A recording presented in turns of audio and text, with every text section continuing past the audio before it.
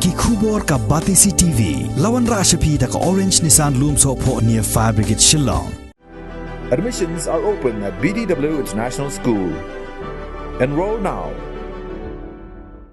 Menteri Rangba jong sarkar jalna Konrad Konggal Sangma haka nyotrik upanai no pra arjar arpuai uliyathu baka sarkar kan sapli no shen ka hospital Shispa Jingthia ha Maukarwat South West Khasi Hills District kabala sateng jin hadu prasnem kanthi haka jing yakren bat kilat pathai khubor haka jing la yu kajat jong u sha kasnong oi Menteri Rangba ulapentip ba haka bayadei bat ka surok ka penyasno nakasnong mauphalang sha wailoi badai ke intermediate road kabathamai Menteri Rangba uliyatho baga sarkar kaladep mangpisa hado arpusan kelor tingka naga benta ka phase 1 badi ka benta jong surok ka bapenyasno nado kasnong wailoi shamau kerwat bat na wailoi shamau sanrampat an sa penrong ha ka phase 2.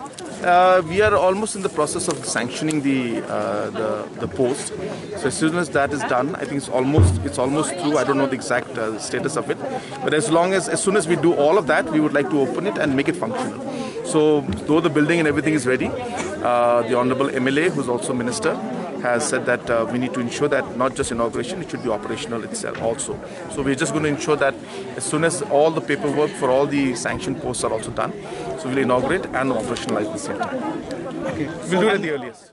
So yeah, so therefore we have sanctioned 25 crores.